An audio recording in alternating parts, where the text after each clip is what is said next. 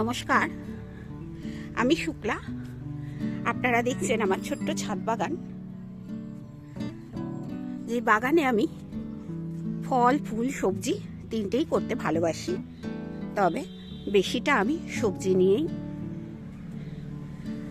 বাগান করতে ভালোবাসি। আজকে আবার কিন্তু একটু বেগুন গাছ নিয়ে আমি বলবো।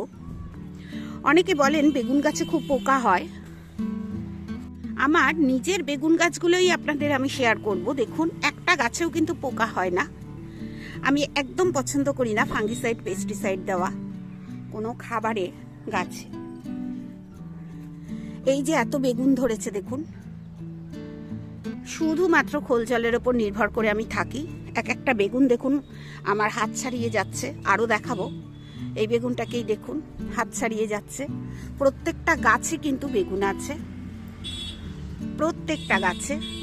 আর এই একটা গাছেই দেখুন কত বেগুন হয়েছে। এই যে এইখানেও আছে, এই দেখুন একটা গাছে কত বেগুন হতে পারে সেটাই দেখাচ্ছি আমি। এবার ওই বেগুনগুলোর সঙ্গে ওই বেগুনগুলো আমি দেখাবো। চলুন যাই।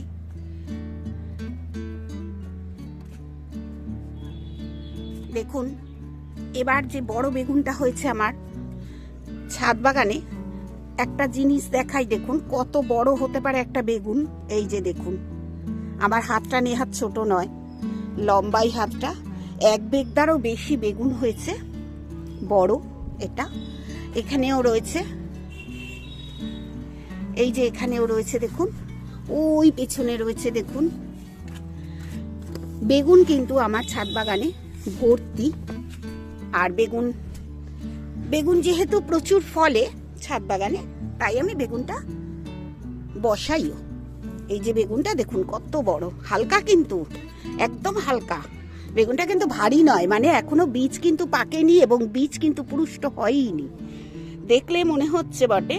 কিন্তু আজকে আমি যদিও এই বেগুনটা তুলে নেবো, কারণ গাছ ভেঙে যাবে এবার। দেখুন গাছটা কত নিচু হয়ে গেছে। এই গাছে অনেকগুলোই বেগুন আছে, এই যে এখানটায় আছে। আর ওই গাছটায় দেখুন কত বেগুন হয়েছে, ওইখানটায় দেখা যাচ্ছে।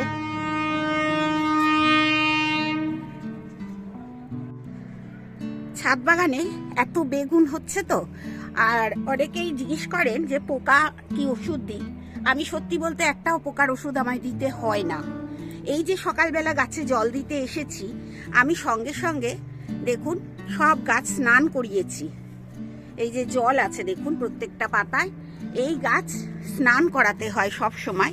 যদিও বা পোকা থাকে, স্নান করালে জলের মাধ্যমে পোকাটা চলে যায়। জল তো পোকা সহ্য করতে পারে না, আপনারাও জানেন। আমি কিন্তু এইভাবেই বেগুন গাছ যত্ন করি। আর ফুলগুলো হচ্ছে দেখুন কত সুন্দর। এত বড় বড় ফুল যখন হবে, মানে ফলটাও কিন্তু অনেক বড় হবে। প্রত্যেকটা গাছে কিন্তু আমার বেগুন আছে। শুধু এখানে যে আমার গাছ আছে তা নয়, আরও আছে ছাদ বাগানে। চলুন দেখাই। যেগুলো বড় হচ্ছে আমি প্রায় শেয়ার করি। দেখুন কতটা বড় হয়েছে, কতটা গাছগুলো বড় হয়ে গেছে কয়েকদিনে। আর এখন যেহেতু রোদের তাপটা বেড়েছে, এবার কিন্তু গাছ খুব তাড়াতাড়ি বড় হবে। প্রত্যেকটা গাছ কিন্তু আমি এখন স্নান করিয়েছি। এই যে গোলাপ গাছটা দেখছেন, এটাকেও স্নান করিয়েছি। গাছ সবসময় গরমকালে স্নান করাবেন, পারলে দুবেলা স্নান করাবেন। আমার সময় হলে আমি করি, আর যদি সময় না হয় তাহলে আমি এই ভোরবেলায় একবার করে দিই। আর প্রচুর রোদ্দুর উঠেছে, ভীষণ গরম। মানে রাত্রিরে ঠান্ডা থাকছে কম, কিন্তু গরমটাও নেহাত কম নয়। আজকে আমি এই বেগুনটা, এই যে এখানে বেগুনটা দেখুন আমি বেঁকিয়ে দিয়েছি, মাটিতে ঠেকে যাচ্ছিল বলে। এইগুলোকে আজকে আমি সব তুলে নেব, কারণ গাছকে যদি আমি, এই যে দেখুন এটা যেমন ঝুলে গেছে, এটা যদি না কাটি, এই যে এখানটায় ফুল আসবে না। এইভাবে কিন্তু যত্ন করতে হয়। প্রত্যেকটা গাছকে সব সময় চোখে চোখে রাখতে হয়, সেই বাচ্চাদের মানুষ করার মতো। বাচ্চা যখন বড় হয় তখন দেখবেন আপনারা বাচ্চাদের উপর খুব ধ্যান দেন, যে কোথায় গেল, কি খাচ্ছে, মুখে কিছু তুলছে কিনা।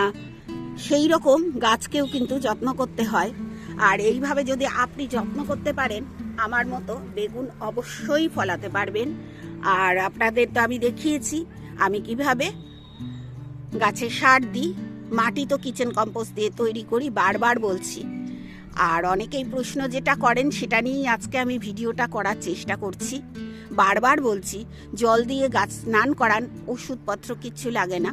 যেহেতু আমরা নিমখোলটা ব্যবহার করছি, তো নিমখোল যেহেতু ব্যবহার করছি, তাই এই যে মাটিতে পোকা থাকে না। আমার মাটি দেখুন, কোথায় মাটি দেখাই যায় না। আর এই যে জল দিয়েছি, এই জিনিসগুলো মানে কম্পোস্টের জিনিসগুলো আমি সব ভরে রেখে দিই। আরও দেবো, এইটা যেমন খালি হয়ে গেছে, আমার 2-3টে প্যাকেট হয়েছে, এখানে দেব। আর এই দেখুন ডিমের খোসা কিভাবে ফেলে দিই। ডিমের খোসা ওই জলের ভেতর রেখে দিয়েছিলাম, সবজি ধোয়া জলের ভেতর, সেটাই কিন্তু আমি ব্যবহার করেছি। ওই জলটা দেওয়ার সময় ডিমের খোসা ওখানে পড়ে গেছে, ওইভাবেই রয়েছে। দেখুন ডিমের খোসা কিন্তু প্রায় ওই যে ওখানেও আছে, আমি যেতে পারছি না, এখানে গাছ আছে। আর আরও একটা বেগুন গাছ দেখাই। শুধু যে এই বেগুন গাছগুলো তা তো নয়, আমার অনেক বেগুন গাছ, চলুন দেখাই। এইখানেও আছে আর একটা বেগুন গাছ, দেখুন কিরকম পিছনেই হেলে গেছে। এইগুলোই লক্ষ্য রাখতে হয়। এই যে দেখুন, এই যে লাঠি সোটা দিয়ে আমি রেখে দিই। এই যে দেখুন, এই যে এই বেগুনটা দেখুন মাটিতে এবার মানে ঠেকে যাবে। যেই মাটিতে ঠেকবে তখনই কিন্তু তুলে নেওয়া উচিত। এখানে 2খানা বেগুন আছে, এই দেখুন, এই যে 2খানা বেগুন আছে। কত বেগুন হয় একটা গাছে সেটাই আমি দেখাবো। শুধুমাত্র খোল জল মানে 3 রকম খোল ব্যবহার করবেন, তাতেই আপনার গাছ ভরে বেগুন হবে। অনেকেই আমরা বেগুন ভাজা, বেগুন পোড়া এসব খেতে ভালোবাসি শীতকালে। আবার বেগুনের ঝাল, নানা রকম বেগুনের আইটেম হয়, কিংবা চচ্চড়িতে করলে বেগুন কুচিয়ে দেওয়া, এগুলো তো আমরা সবাই ভালোবাসি। আর এইভাবেই গাছটা করুন না। আর যদি কোনো প্রবলেম হয় আমাকে যোগাযোগ করতে পারেন, ভিডিওয়ে কমেন্ট করতে পারেন। এই যে দেখুন এই গাছগুলো কত বড় হয়েছে, কতটা গ্রোথ নিয়েছে, সেটাই আমি দেখাচ্ছি। আর একটা বেগুন গাছ দেখাবো। এইখানের এই বেগুন গাছটাও দেখিয়েছি। এর গোড়ায় দেখুন পালং শাক হয়েছে। পালং শাকের বীজ আমি এইভাবেই ফেলি। আর এই দেখুন কত বেগুন হয়েছে। এই গাছটা কিন্তু আপনাদের সঙ্গে শেয়ার করেছিলাম। এই যে ফুলও হচ্ছে, ছোট ছোট বেগুনগুলো বড় হয়ে যাচ্ছে। কয়েকদিন আগেই শেয়ার করেছিলাম। দেখুন গাছগুলো না সব সময় ধুতে চেষ্টা করবেন। গাছগুলো ধুলে কখনোই আপনার গাছে পোকা হবে না। এই যে দেখুন কত সুন্দর লাগে। আর আপনাদেরও যখন এরকম বেগুন হবে গাছে, তখন আমাকে কমেন্ট করে জানাবেন যে কতটা সুন্দর বেগুন আপনাদের ছাদ বাগানে হয়েছে। এইরকম ভাবে কিন্তু আপনারা মানে গ্রাউন্ডে যে মাটি থাকে না, মানে উঠোন থাকে আমার কিন্তু উঠোন বাগানেও এরকম বেগুন গাছ লাগানো আছে। গরমকালেও বেগুন আমার হবে। যেহেতু এখানে প্রচুর আমার জমি আছে, খালি জমি, আমি তাই চেষ্টা করি যে বেগুন গাছ বসাতে। মানে নিচের জমিটাও খালি রাখি না। এই গরমকালে বেগুন আর করব হচ্ছে ঢেঁড়স গাছ আমি কিন্তু বসাতে শুরু করে দিয়েছি। চলুন একটু শেয়ার করে নিই ঢেঁড়স গাছটা। গ্ল্যাডিওলাসটার রংটা দেখুন, শুধু অপূর্ব রং হয়েছে গ্ল্যাডিওলাসে, মন ভরিয়ে দেয়। এই যে দেখছেন ছোট্ট ছোট্ট চারা হয়েছে, এই যে এগুলো কিন্তু ঢেঁড়স বসিয়েছি দানা। এগুলো আরো দেখাচ্ছি, শুধু যে ওখানে হচ্ছে তা নয়। এই যে দেখুন এইখানে এরকম ঢেঁড়সের চারা বেরিয়েছে। 4টে করে বসিয়েছি, 3টে করে বেরিয়েছে। কোনোটায় 4টেও বেরিয়েছে, এটাই যেমন 4টে বেরিয়েছে, আবার 3টেও বেরিয়েছে।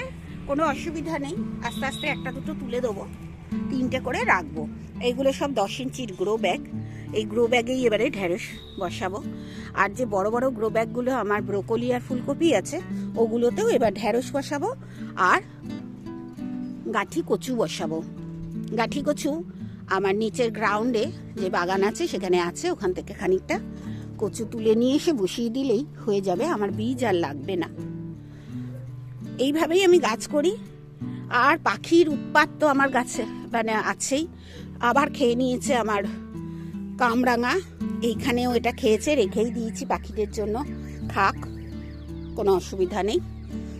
দেখুন আপনারা এইভাবে গাছ করুন আর সবসময় গাছকে স্নান করান। এই দেখুন নতুন গাছটা কিন্তু আমি স্নান করিয়ে দিয়েছি। স্নান করালে এর ভেতর যদি কোনো পোকামাকড় থাকে ধুয়ে চলে যাবে। দেখুন প্রত্যেকটা গাছ আমার কত সুন্দর ভিজে। এইভাবেই আমি গাছ যত্ন করি, আপনারাও করুন। আশা করব আপনারাও এই ছাদ বাগান থেকে সুন্দর ফসল পাবেন। বিশেষ করে বেগুন আমরা করতে অনেকেই চেষ্টা করি, অনেকের হয় না, পোকা হয়ে যায় গাছ। গাছ যত্ন করুন, দেখবেন সব ঠিক হয়ে যাবে। চলুন আজকের ভিডিও এইখানেই রাখছি, আমি এগুলো কাটবো। আর সবাই ভালো থাকবেন, সুস্থ থাকবেন, সাবধানে থাকবেন। আজকে এই বেগুনগুলো সব তুলে নিলাম, গাছ একদম হেলে যাচ্ছে। আজকের ভিডিও বেগুন নিয়ে, এবং বেগুন গাছের কিভাবে যত্ন করবেন, পোকা যাতে না আসে কি করবেন তারই ভিডিও দিলাম। আপনারা দেখুন, আশা করি আপনাদের উপকারে লাগবে। দেখুন কত বড় বেগুনটা হয়েছে, শুধু হাতে ধরে দেখাচ্ছে, আমার হাত থেকে বেরিয়ে গেছে। লম্বা হয়েছে প্রচুর, আর কিন্তু হালকা, সেই বীজ বেশি হলে ভারী হয় সেই রকম নয়। এতগুলো বেগুন তুলেছি, এরপরও কিন্তু আমার গাছে প্রচুর বেগুন আছে। দেখুন এখনো কিন্তু আছে, আমি তুললাম না, লাগবে না, তাই আমার এইতে বেশি হয়ে যাবে।